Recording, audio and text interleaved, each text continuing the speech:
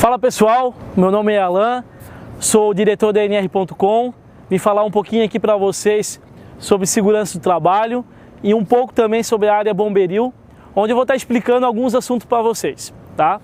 Desses assuntos que eu vou trazer para vocês, a gente vai falar um pouco sobre OVASS, obstrução de vias aéreas por corpo estranho, vamos estar falando sobre as manobras de engasgamento com adulto e com o infantil, com o bebê. Está falando também um pouco para vocês sobre cuidados domésticos que vocês têm que ter com a cozinha, na hora de fazer um alimento dentro da casa de vocês. Pessoal, vou trazer agora um pouquinho para vocês sobre acidentes domésticos. Acredito que todo mundo tem em casa um GLP, um gás de cozinha. Então vou estar apresentando o que pode e o que não pode ser feito com o famoso gás.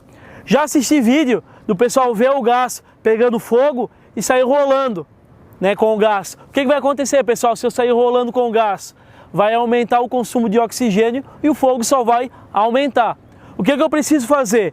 Você sentiu o cheiro de gás, você viu que o gás está vazando, primeira coisa que deve ser feita, pessoal, está vazando o gás, primeira coisa é desligar a válvula, tá? Então, houve algum vazamento de gás, sentiu que está vazando, cheirou que está vazando, ouviu, você vem e fecha essa válvula, ok? Outro procedimento, né? Fiz a instalação do gás para minha mãe em casa. Fui lá com um isqueiro ou com um fósforo e vou fazer um teste para ver se está funcionando. E venho aqui e acendo. Pessoal, isso pode gerar um risco maior para vocês. Pode gerar um risco de explosão ou um acidente maior. Não deve ser feito. Qual é o procedimento correto?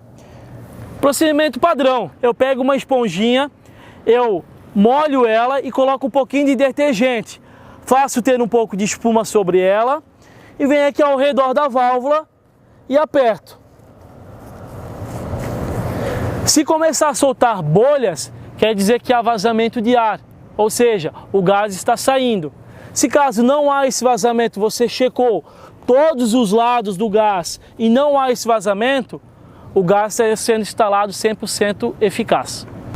Pessoal, vou trazer agora um pouquinho para vocês sobre acidentes domésticos. Quando nós falamos de acidente doméstico, tudo pode acontecer dentro da nossa casa, principalmente quando a gente não sabe o que fazer numa situação de risco.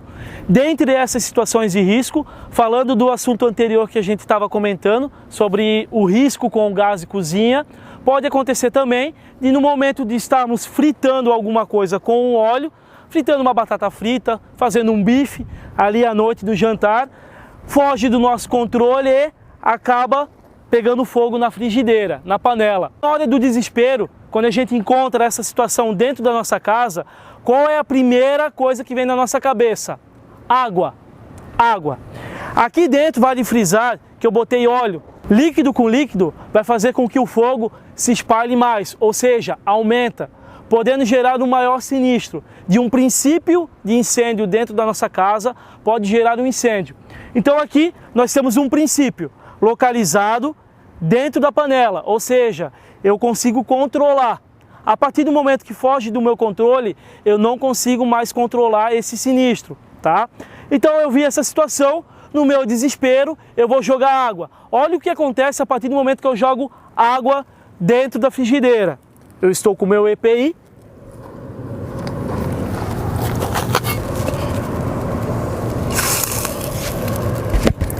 Essa técnica de resfriamento que eu fiz agora, ela não deve ser feita.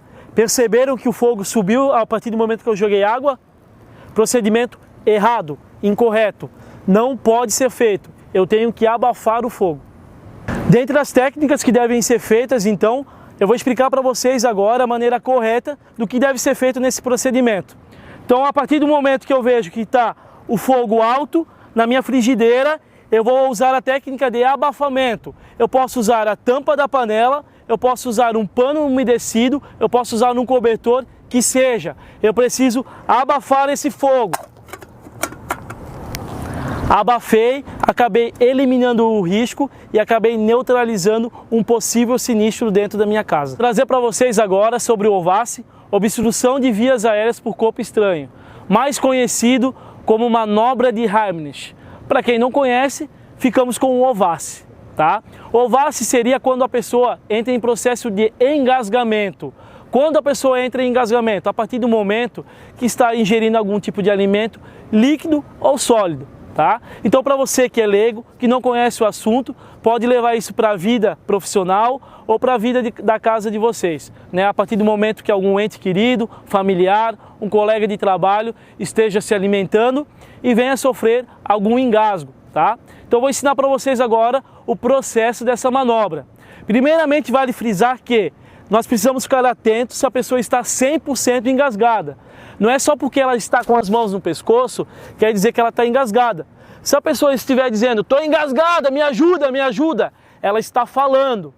E se ela fazer isso aqui, ó, tossir, quer dizer o quê? Que ainda está tendo a passagem de ar. Ou seja, você não precisa fazer a manobra. Você precisa induzir essa pessoa, que é uma possível vítima, a tossir. Bater no ombro dela, bater nas costas delas e induzir ela a tossir, tá? Primeira coisa que eu quero trazer para vocês é o número da emergência. Nós temos um padrão que é o 193. Então, a qualquer emergência que acontecer, o número 193 deve ser acionado imediatamente. Antes de qualquer atitude, antes de qualquer ação, vocês têm que acionar o 193.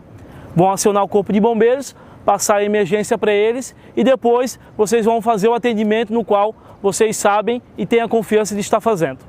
Vou trazer a nossa vítima fictícia aí para vocês. Vem aqui. Nossa vítima, o nosso estagiário, tá? Então, vai fazer o sinal de engasgo. Se ele estiver tossindo e se ele falar pedindo ajuda... Me ajuda, por favor! Eu vou vir aqui. Tosse, amigo. Vem, tosse. Isso aí, tosse. Ok. Agora, se a pessoa pedir ajuda, não falar e não conseguir tossir, opa, é sinal de engasgo. Aí eu vou iniciar a manobra de Heimlich, o Ovasi. Vou me posicionar por trás da vítima, colocar a minha perna sobre a vítima, onde eu tenho uma maior força. Porque se a vítima vir a ficar inconsciente, ela vai cair sobre mim, ok? Eu vou procurar o apêndice chifoide dela. Então, vou procurar aqui pela costela. Para quem está em casa assistindo o vídeo, vem pela lateral na costela, procura um furinho que você tem aqui no meio, um osso, tá? Localizei esse osso, 2 dedos abaixo, em formato de soco, com a mão fechada. Se quiser colocar o polegar na frente, polegar atrás, indiferente, pessoal. Vou me posicionar aqui na vítima, 2 dedos abaixo, com a outra mão espalmada. Pessoal, não tem a mão esquerda ou a mão direita. Eu sou canhoto. Para quem é destro, faça com a mão que você tem mais força. E vou fazer em formato de J, ou seja, para dentro, para fora, para dentro, para fora, até fazer com que essa vítima coloque o objeto ou a substância para fora. Então eu venho para dentro e para fora, para dentro e para fora, para dentro e para fora. Se ela ficar inconsciente, você tem que segurar ela para ela não bater com a cabeça sobre o chão. A partir do momento que ela ficou inconsciente, pessoal, você tem que monitorar os sinais vitais da vítima. Ou seja, verificar se ela tem pulso ou se ela respira. Caso ela não respira ou não tenha pulso, você precisa iniciar uma manobra, que é a manobra de RCP. Eu vou trazer agora um pouquinho para vocês também sobre o Ovasi para recém-nascido, para bebê de colo. Então você que acabou de ter seu filho dentro de casa, fica atento. Acredito que todo mundo já ouviu falar a história do bombeiro ter salvado a vida de alguém, de uma criança, de um recém-nascido dentro da ambulância. A manobra é simples, o problema é o quê? É o desespero dos pais. A partir do momento que você vê o seu recém-nascido, o seu filho engasgado, você acaba perdendo a noção do que está acontecendo e acaba entrando em desespero. A primeira dica é o quê? Ficar calmo. Ficar calmo e saber que é fácil fazer a manobra, é simples e você pode estar salvando a vida do seu filho. Iniciando a manobra então, nós vamos colocar a nossa criança sobre o nosso braço. Então, irei colocar aqui no meu braço. Vou primeiramente verificar se tem algum material obstruído na via aérea da criança. Não tem, inicio o processo de massagem. Vou girar a vítima, rotacionar ela.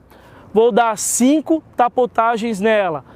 1, 2, 3, 4, 5. Percebe-se que a criança ela está inclinada no meu braço.